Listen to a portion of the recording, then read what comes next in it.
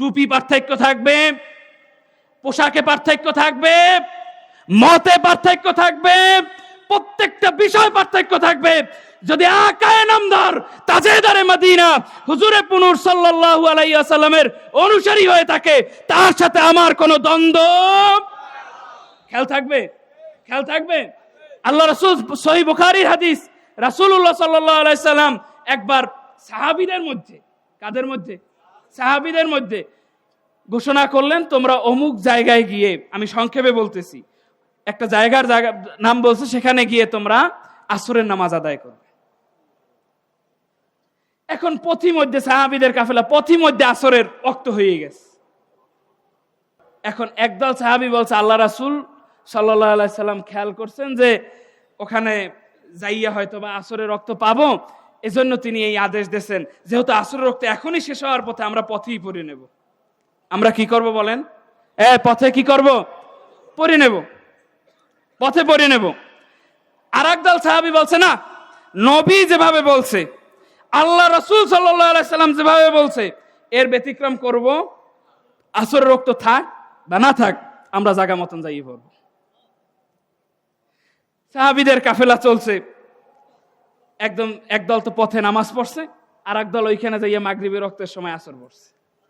মাগরিবের রক্তের সময় কি পড়ছে? এখন আপনার সামনে আমাদের ক্ষুদ্র জ্ঞানে যদি পেশ করি, হুজুর ফতুয়া কি হইবে, তা কমু যারা মাগরিবের রক্তে পড়ছে গো নামাজ হয় না, এর তো বোঝা উচিত ছিল। রাসূল সাল্লাল্লাহু আলাইহি ওয়াসাল্লাম, আল্লাহ রাসূল কি সমাধান দেয়? সমাধান রাসূলের তা শুনতে হবে না? শুনতে হবে না? আল্লাহ রাসূল সমাধান দেয়, তোমাদের উভয়ের নামাজ হয়ে গেছে, তোমাদের উভয়ের নামাজ হয়ে গেছে। দুনিয়ার কোনো বাপের বেটা না, এই যে কাহিনী বললাম, এইটাকে জয়ীফও কইতে পারবে না। অতএব যারা নেসারাবাদের মাহফিলে আসছেন, সামান্য পার্থক্য দেখলেই মুসলমানের মধ্যে মাথা গরম করা যাবে না, মাথা গরম করা যাবে না। দিলটা খুব বড়, মনটা খুব বড়। যেই আল্লাহকে স্বীকার করেছে, যেই মুহাম্মদ রাসূলুল্লাহ সাল্লাল্লাহু আলাইহি ওয়াসাল্লামকে স্বীকার করছে, তার সাথে আমার কোনো দ্বন্দ্ব নাই। তার যদি একান্ত কোনো ভুল থেকে থাকে, সেটা তো ভাইয়ের মতো সংশোধন করব, সেটা তো শত্রুর মতো নয়। আমার ভাইটা নষ্ট হয়ে যাচ্ছে, মাঝে মাঝেই আপনারা দোয়া চান, এসে বলেন, হুজুর আমার সন্তানটা মদ্যপ হয়ে গেছে, জুয়ারি হয়ে গেছে, খারাপ হয়ে গেছে, আমি কি করব? বলেন যে আমি সন্তানটাকে ত্যায্য করে দেব? সহজে আমি কোন বাবার মুখ থেকে এই কথা শুনি? তো উম্মত কাজাসাদিন ওয়াহিদা, একটা দেহের মতো এই উম্মত।